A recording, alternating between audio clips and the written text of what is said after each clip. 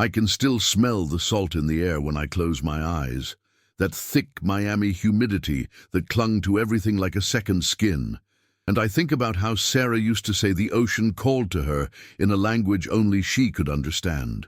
It was the summer of 1989, and my granddaughter had just turned 17, all legs and wild auburn hair that caught the sunlight like spun copper, and she wore this yellow sundress that made her look like a sunflower against the white sand of Miami Beach. We were staying at the old Meridian Hotel, the one they tore down years later. But back then, it still had that faded glamour of the 50s, with its Art Deco curves and the pool that reflected the pink and orange sunsets like a mirror to heaven itself. Sarah had begged her mother, my daughter Linda, to let her come with me on this trip, and Linda had finally relented after weeks of pleading because Sarah had just graduated high school, and this was supposed to be her celebration. Her reward for making it through those difficult teenage years that had been marked by too many arguments and slammed doors and nights when I heard Linda crying through the thin walls of our Boston townhouse. I remember thinking this trip would be good for all of us, a chance to reconnect as 3 generations of women, to share something beautiful before Sarah went off to college in the fall and our family dynamic shifted forever. But even then, even in those first golden days, there was something different about Sarah, something that made me watch her more carefully when she thought I wasn't looking. She would stand at the edge of the pool for long minutes, not moving, just staring into the chlorinated water as if she could see something the rest of us couldn't. And when I asked her what she was thinking about, she would smile that mysterious smile of hers and say, "Nothing, Grandma, just listening, just..." Bruce, listening to what, I wanted to ask. But there was something in her eyes that stopped me, something deep and far away that reminded me of her grandfather before he passed, the way he used to stare out at the ocean during our own vacations decades earlier, as if he was waiting for something to emerge from the depths and explain all the mysteries of the world. The first morning we were there, Sarah insisted on going down to the beach before sunrise, and I watched from our hotel room window as she walked across the sand in her white nightgown, her bare feet leaving tracks that the incoming tide would soon erase. She stood at the water's edge for what felt like hours, and I could see her lips moving as if she was having a conversation with someone. But there was nobody there, just my granddaughter and the endless expanse of grey water that stretched toward the horizon. When she came back up to the room, her nightgown was damp with sea spray, and her eyes were bright with something I couldn't name. And when Linda asked her what she had been doing, Sarah just said she was making friends with the morning. That afternoon, while Linda was napping and I was reading a romance novel under the striped umbrella by the pool, Sarah approached me with a small leather journal clutched against her chest, and she sat down on the edge of my lounge chair with that serious expression she got sometimes when she was processing something important. "Grandma," she said, and her voice had a quality to it that I had never heard before, something ancient and knowing that seemed too old for her 17 years. "Do you believe that some places call to certain people?" I set down my book and looked at her carefully, noting the way the afternoon light caught the gold flecks in her green eyes, and I told her that I thought some places did have a kind of magic to them, a pull that drew certain souls like moths to flame.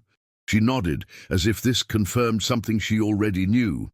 And then she opened the journal and showed me pages covered in her neat handwriting, line after line of words that seemed to flow like water across the cream-colored paper. "I've been writing everything down," she said. "All the things the ocean tells me, all the dreams I've been having since we got here." I asked her what kind of dreams, and she closed the journal quickly and held it tighter against her chest, as if protecting something precious and fragile. "Dreams about swimming," she said quietly. "Dreams about going deeper than anyone has ever gone before, deeper than light can reach, where the water turns to music and the fish have stories to tell." I should have been worried then, should have recognized the signs that something was shifting in my granddaughter's mind, but the rational part of me dismissed it as teenage poetry. the romantic imagination of a young woman on the cusp of adulthood. Sarah had always been creative, always lived partially in a world of her own making, and I thought this was just another phase, another way of processing the transition from adolescence to whatever came next. But that night, as I lay in the hotel bed listening to the sound of waves crashing against the shore and the distant music from the nightclubs along Ocean Drive, I heard Sarah's voice through the thin wall that separated our rooms, and she was talking to someone in low, urgent whispers. I pressed my ear against the wall, trying to make out her words, but all I could catch were fragments. "I know," and "tomorrow night," and "don't worry, I'll be careful," and then silence that stretched until I finally fell asleep to the rhythm of the tide. In the morning, when I asked her who she had been talking to, Sarah looked genuinely puzzled and said she didn't remember having any conversations, that she had slept deeply and dreamlessly all night.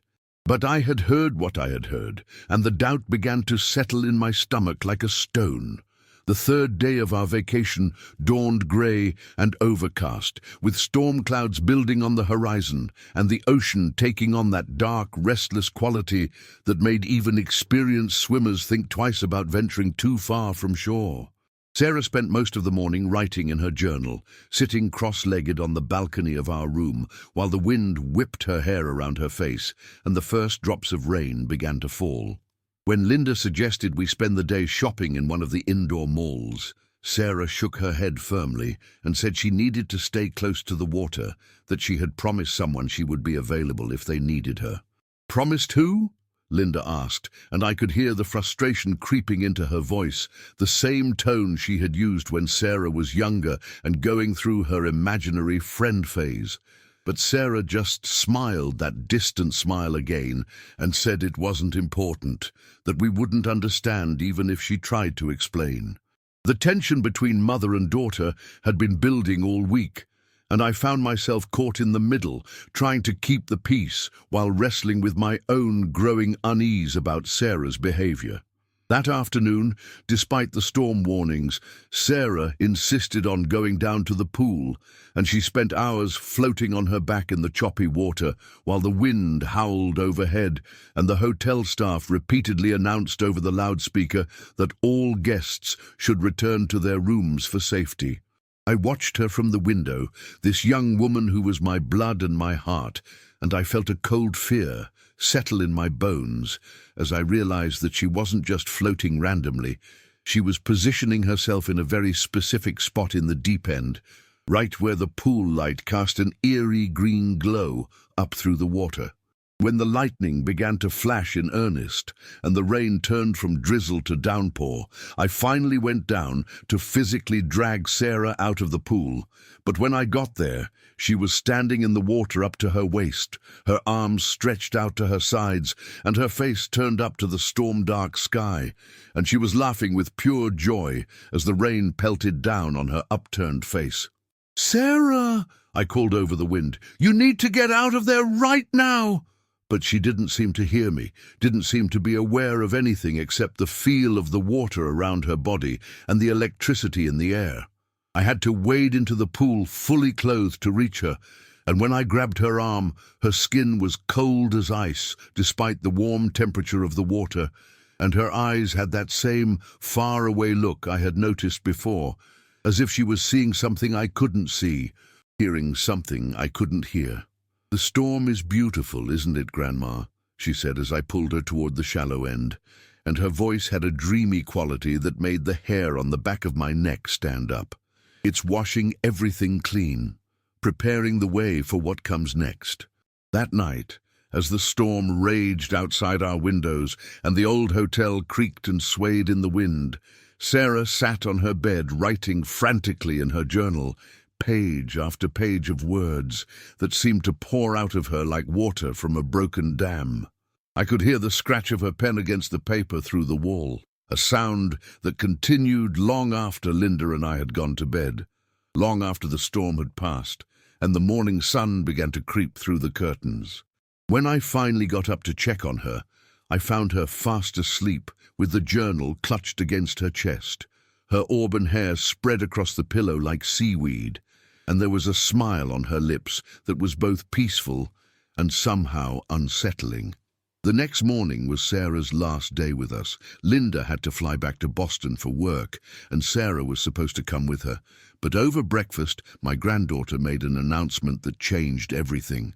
She wanted to stay in Miami Beach for a few more days, she said, to finish something she had started, to complete a project that was important to her. Linda immediately said no, absolutely not, that Sarah was only 17 and couldn't stay alone in a hotel in a strange city.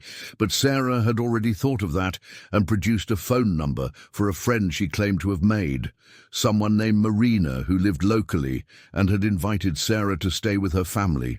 I watched the argument unfold between mother and daughter, the same pattern of conflict that had defined their relationship for years. And I found myself torn between Linda's practical concerns and Sarah's obvious desperation to remain near the ocean. There was something in my granddaughter's eyes, a pleading quality that went deeper than typical teenage defiance. And against my better judgment, I found myself siding with her, offering to extend my own stay by a few days to keep an eye on her. Linda was furious, accused me of undermining her authority and enabling Sarah's increasingly erratic behavior, but in the end she gave in because she had no choice. Her job was demanding, and she couldn't afford to miss any more work. So Linda flew home alone that afternoon, and I watched from the terminal as her plane disappeared into the clouds, carrying with it the last chance I would have to change the course of what was coming. Sarah and I took a taxi back to the hotel, and she was happier than I had seen her all week, practically glowing with excitement as she talked about all the things she wanted to show me, all the places we could explore now that we had more time. But there was something forced about her enthusiasm, something that felt like a performance, and I began to suspect that the friend named Marina might not exist at all. That evening, Sarah insisted we have dinner at a seafood restaurant right on the beach, a place where we could sit at a table, literally in the sand, and watch the sunset paint the sky in shades of pink and orange and gold. She ordered the catch of the day without even asking what it was, and when it arrived, a whole red snapper with its glassy eye staring up at us from the plate, she spoke to it under her breath before taking her first bite. Words I couldn't quite catch, but that sounded almost like an apology. "Sarah," I said gently, "honey, are you feeling all right? You've been acting a little strange since we got here." She looked up at me then, and for a moment her eyes were completely clear and present, and she reached across the table to take my hand in both of hers. "I'm sorry, Grandma," she said, and her voice was thick with emotion. "I know I've been different. I know you're worried about me, but I need you to trust me for just a little longer. There's something I have to do, something I've been called to do, and I can't explain it because I don't fully understand it myself. But I promise you, I promise on Grandpa's memory that everything will be okay." The mention of my husband, her grandfather who had died when she was 12, hit me like a physical blow, and I felt tears spring to my eyes as I remembered how close they had been, how he used to take her fishing and tell her stories about the sea and all the creatures that lived beneath the waves. Sarah had been devastated by his death, had refused to eat for days, and had spent hours sitting by his grave talking to the headstone as if he could still hear her. I squeezed her hands and told her I trusted her, that I would always trust her, but that I needed her to promise me she would be careful, that she wouldn't take any unnecessary risks. "I promise," she said, but there was something in her tone that made me doubt she fully understood what she was promising, what risks she might be walking toward without even realizing it. We finished our dinner in relative silence, watching the last light fade from the sky and the first stars appear over the ocean. And when we walked back to the hotel, Sarah stopped several times to pick up shells from the sand, examining each one carefully before either keeping it or tossing it back to the waves. By the time we reached our room, her pockets were full of treasures, and she spent an hour arranging them on the dresser in patterns that seemed meaningful to her, but looked random to me. That night, I lay awake, listening to the sounds from Sarah's room, the scratch of her pen against paper, and the soft murmur of her voice as she read aloud what she had written. And I found myself thinking about the last conversation I'd had with my husband before he died. He had been in the hospital for weeks, his body failing, but his mind still sharp, and one afternoon when I was sitting beside his bed holding his hand, he had looked at me with those blue eyes that had captivated me for 47 years and said something that had haunted me ever since. "Promise me you'll watch over Sarah," he had whispered. "Promise me you'll keep her safe from the water." At the time I had thought he was confused, that the medications were affecting his thinking, because Sarah had always been a strong swimmer and the water had never posed any danger to her. But now, lying in a hotel room in Miami Beach, with the sound of the ocean just outside my window and my granddaughter writing mysterious words in the room next door, I began to wonder if my husband had seen something I had missed. If he had recognized something in Sarah that I was only beginning to understand. The next morning I woke to silence, a complete absence of sound that was somehow more alarming than any noise could have been, and when I knocked on Sarah's door and got no response, I used the spare keycard to let myself into her room. The bed was neatly made, as if it hadn't been slept in, and all of Sarah's belongings were still there, her clothes folded in the dresser, her toiletries arranged on the bathroom counter, her shells still displayed in their careful patterns, but Sarah herself was nowhere to be found. The only thing missing was her journal, and on the pillow where her head should have been, there was a single white rose that hadn't been there the night before. I spent the rest of that day searching for her, calling her name along the beach and showing her photograph to hotel staff and restaurant workers and lifeguards, but no one had seen her since dinner the night before. The police were sympathetic but not particularly concerned. 17-year-old girls disappeared all the time, they said, especially in cities like Miami, where there were so many distractions and temptations. And they were sure she would turn up in a day or two with a sheepish smile and a story about meeting some boy or finding some adventure she couldn't resist. But I knew in my heart that this was different, that Sarah hadn't run away in any conventional sense, that whatever had called to her in the days leading up to her disappearance had finally claimed her. I called Linda that night to tell her what had happened, and the silence on the other end of the line stretched so long that I thought the connection had been lost. When she finally spoke, her voice was flat and cold, and unlike anything I had ever heard from her before. "This is your fault," she said. "I told you something was wrong with her. I told you we should have taken her home, but you enabled this. You encouraged her to stay, and now she's gone." The words cut through me like shards of glass, and even though part of me knew they were spoken from grief and fear, another part of me wondered if they might be true. The investigation stretched on for weeks, with divers searching the waters off Miami Beach and detectives following up on every possible lead, but no trace of Sarah was ever found. No body washed up on shore, no clothing was discovered tangled in the coral reefs. No witnesses came forward to report seeing a young woman with auburn hair walking into the ocean in the early hours of the morning. It was as if she had simply vanished into thin air, leaving behind only questions and a grief so profound that it threatened to swallow me whole. Linda blamed me for what happened, and our relationship never recovered from that phone call, never healed from the accusation that I had somehow caused or allowed Sarah's disappearance. She moved across the country shortly after the memorial service we held for Sarah, taking her remaining children and building a new life as far away from me and from the ocean as she could manage. I understood her need to escape, her desire to put distance between herself and the source of her pain, but it left me alone with my guilt and my questions and the growing certainty that I would never see my granddaughter again.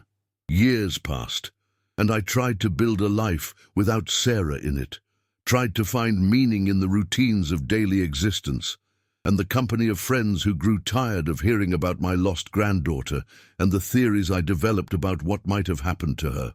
I read everything I could find about missing persons cases, about unexplained disappearances near large bodies of water, about young people who seemed to be called to the sea in ways that defied rational explanation.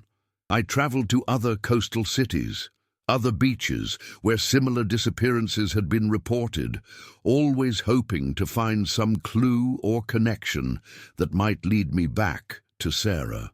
But as the years turned into decades, hope became a luxury I could no longer afford, and I settled into a kind of resigned acceptance that my granddaughter was gone, and that I would never know what had really happened to her during those final days in Miami Beach. I sold the townhouse in Boston that held too many memories and moved to a small apartment near the ocean in Maine, where I could sit by my window and watch the waves, and sometimes, in the early morning light, convince myself that I could see Sarah's auburn hair floating just beneath the surface of the water. It was 2015 when the call came, 26 years after Sarah had vanished, and the voice on the other end of the line belonged to a man named Carlos, who identified himself as a maintenance worker at the old Meridian Hotel. "Mom," he said, and I could hear the confusion and uncertainty in his voice. "I found something that I think might belong to you, something that was left behind a long time ago." The hotel had been sold and was being demolished to make way for a new condominium complex, he explained. And while they were draining the pool for the final time, he had discovered something wedged beneath one of the filtration grates in the deep end. It was Sarah's journal, he said, waterlogged but somehow still intact, wrapped in what looked like a plastic bag that had protected most of the pages from complete destruction.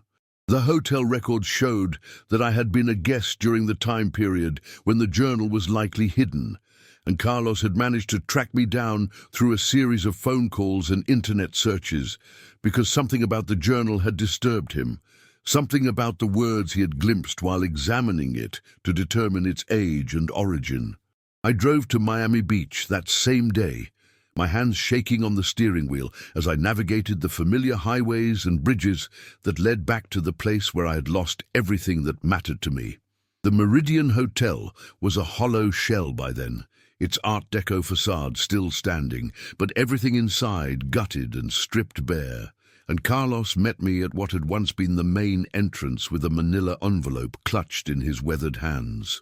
He was a man in his 60s, with kind eyes and work-worn clothes, and he handled the envelope as if it contained something dangerous, something that needed to be approached with caution and respect. "I've been doing this work for 30 years, he said as he handed me the envelope, "and I've never found anything like this before. Some of the pages are too damaged to read, but what I could make out—" He trailed off and shook his head, as if trying to dispel an unpleasant image. "There are things written in there that don't make sense, things about the water and voices and promises that needed to be kept. I don't know what happened to the girl who wrote this, but I hope you can find some peace in having it back." I thanked him and drove to a nearby park where I could open the envelope in private, where I could reconnect with my granddaughter's words without the weight of a stranger's curious gaze. The journal was exactly as I remembered it. The same brown leather cover and cream-colored pages, though many of the entries were now smeared and faded from their long submersion. But enough remained legible to piece together a narrative that was both heartbreaking and terrifying, a record of Sarah's final days that revealed a young woman in the grip of something far beyond her understanding or control. The early entries were familiar to me. Descriptions of our vacation and the beauty of Miami Beach and Sarah's growing fascination with the ocean. But as the days progressed, the tone became increasingly urgent and strange. She wrote about dreams that felt more real than waking life, about voices that called to her from beneath the waves, about promises she had made to entities she could only describe as the old ones who remember when the water covered everything.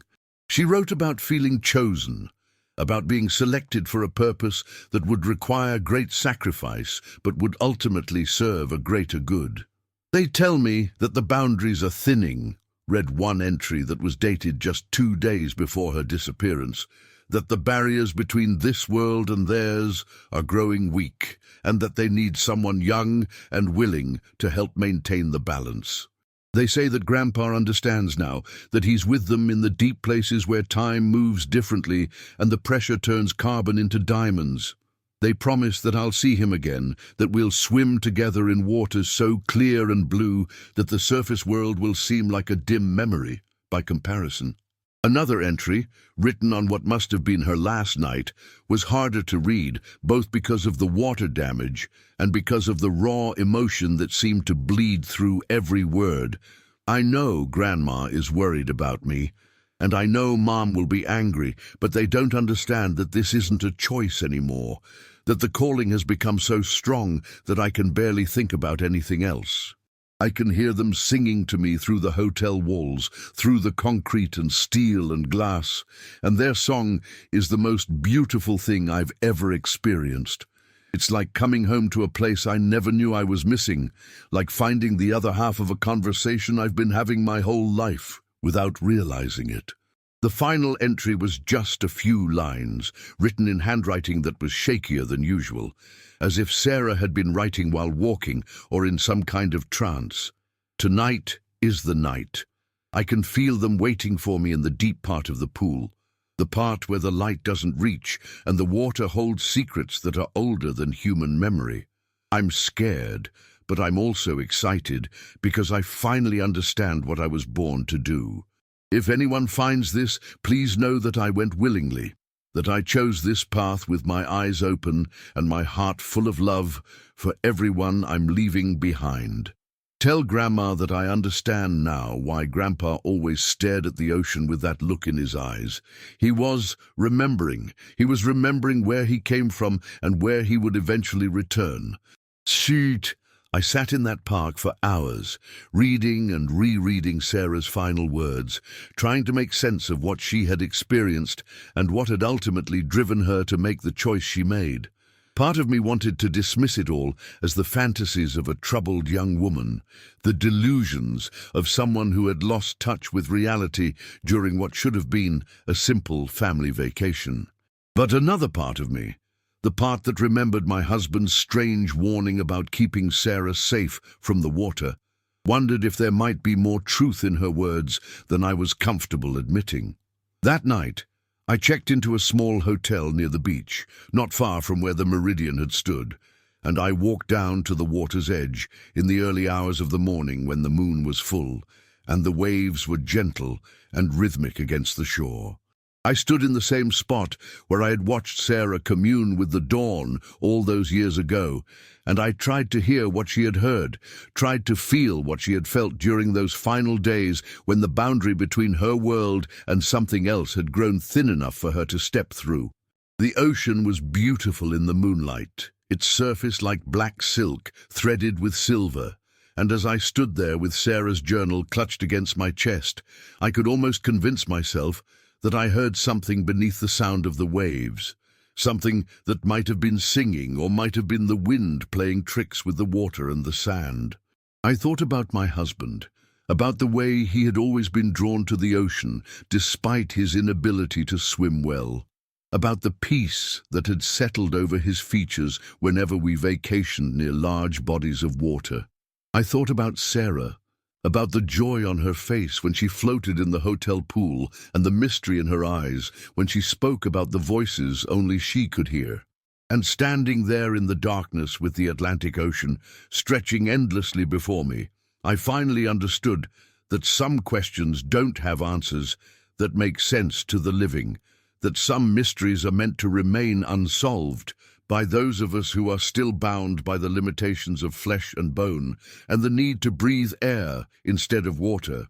Sarah had found something in those depths, something that had called to her with a voice older than civilization and more compelling than any earthly love, and she had answered that call with the kind of courage that only the young and the chosen possess.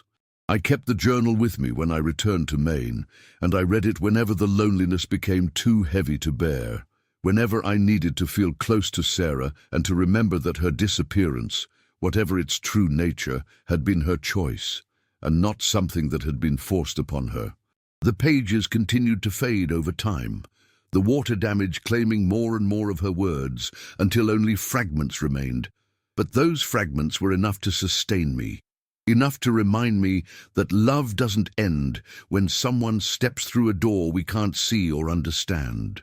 Years later, when Linda called me for the first time since Sarah's disappearance to tell me that she was dying of cancer and wanted to make peace before the end, I told her about the journal and about Sarah's final words, about the choice our daughter had made and the peace she had apparently found in making it. Linda listened in silence, and when I finished speaking, she was quiet for so long that I thought she might have hung up. But then she spoke, and her voice was soft and broken and full of a grief that had never fully healed. "I used to dream about her," Linda whispered. "For years after she disappeared, I would dream about swimming in dark water, looking for her, calling her name until my lungs burned and I had to surface for air. But in the dreams, I could never find her, could never catch even a glimpse of her hair or her yellow sundress, or any sign that she was down there with me. And then one night, maybe 10 years ago, I had a different dream.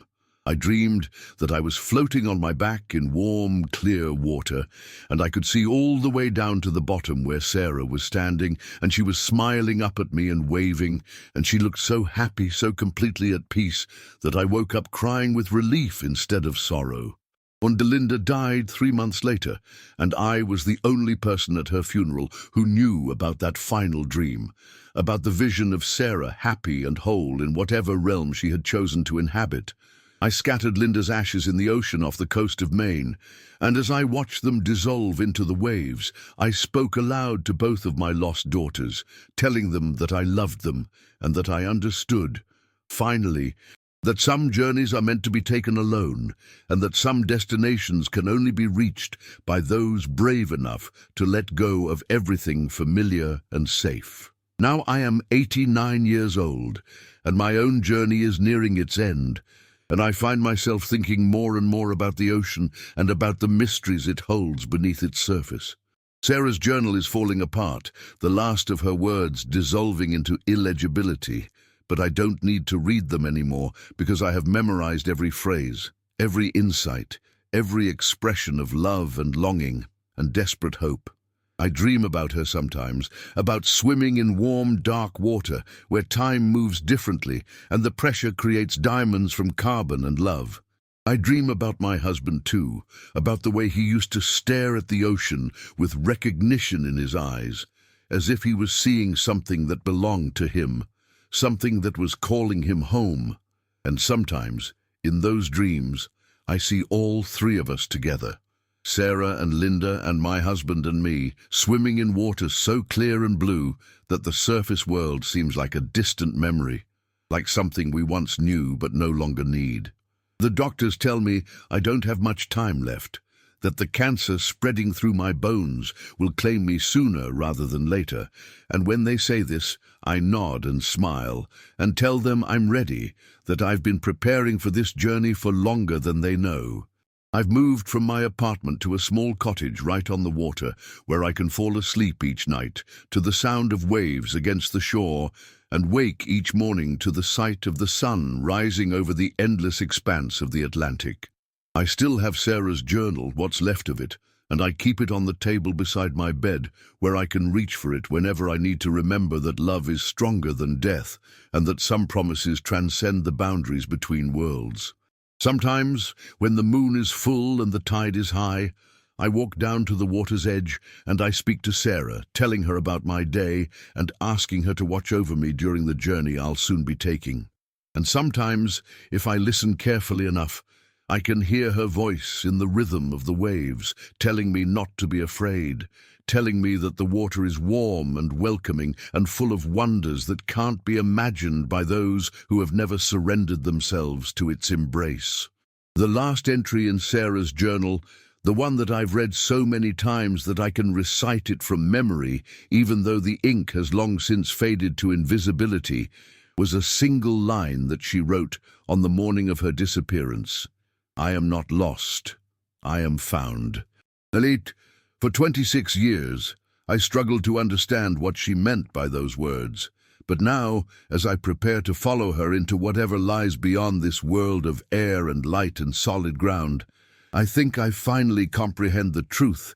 she discovered during those final days in Miami Beach.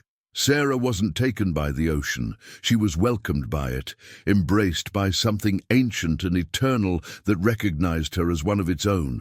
And when my time comes, when the cancer finally claims these old bones and this tired heart stops beating, I know that I too will be welcomed, that I too will find my way to those deep, clear waters where my granddaughter waits with her grandfather and all the others who have answered the call of the sea and discovered that coming home sometimes means letting go of everything you thought you knew about where you belonged.